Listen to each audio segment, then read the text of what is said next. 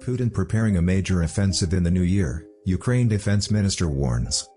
Despite a string of humiliating combat defeats for Russia in recent months, senior Ukrainian authorities claim that Vladimir Putin is planning a significant new offensive in the new year. Oleksiy Reznikov, the defense minister of Ukraine, told The Guardian in an interview that while his country could now successfully protect itself from Russian missile assaults on vital infrastructures, such as the electrical grid, there was evidence that Moscow was preparing a broad new offensive. The briefings looked to be a part of a major, coordinated campaign to caution Western partners against complacency and emphasize the ongoing threat Russia posed to Ukraine.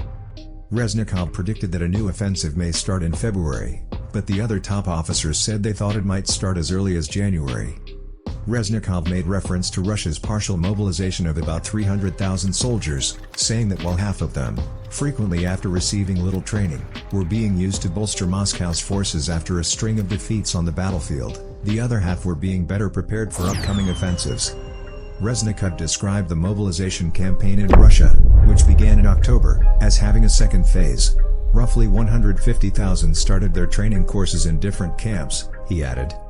The warnings come simultaneously as indications that Putin intends to prolong the confrontation into next year, such as Iranian efforts to purchase weapons, and research by Russian analysts that implies the Kremlin does not envisage a peaceful resolution.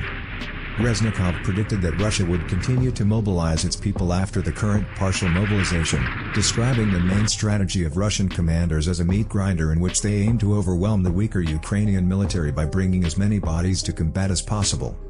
Reznikov stated that the Kremlin is attempting to discover fresh options for how to obtain the victory. General Zaluzhnyi issued a similar caution in The Economist, refuting specific Western assertions that Putin's mobilization had mostly failed. Zaluzhnyi declared, "Russian mobilization has been successful. They are completely ready. A significant new Russian strike," he continued, "could occur in February, best in March, and worst at the end of January." Hanna Maliar, the deputy defense minister, issued a similar caution following recent Russian military defeats in another briefing on Thursday. Because the Russian Federation's ultimate objective is to seize all of Ukraine, Maliar emphasized that neither the United States nor the rest of the world should let up, in contrast to intelligence briefings and previous analyses that have suggested the pace of the battle, and Russian efforts, will decrease through the depths of the Ukrainian winter. The conclusion that Russia may be preparing a new large-scale operation against Ukraine in the coming months is incorrect. After Moscow's soldiers were driven out of Kharkiv and the Crimean Bridge was attacked in the autumn, Moscow started regularly attacking Ukrainian energy facilities. In order to increase the likelihood of victory on the battlefield, Ukraine was to be weakened. But since then, Ukraine has gotten better at shooting down drones and rockets. According to Reznikov, the effectiveness of Ukraine's air defense systems grew from 50% at the start of the war to 80% in December. Additionally, he used the previous barrage on December 5 as an example, during which Ukraine shot down 60 of the 70 rockets fired by Russia.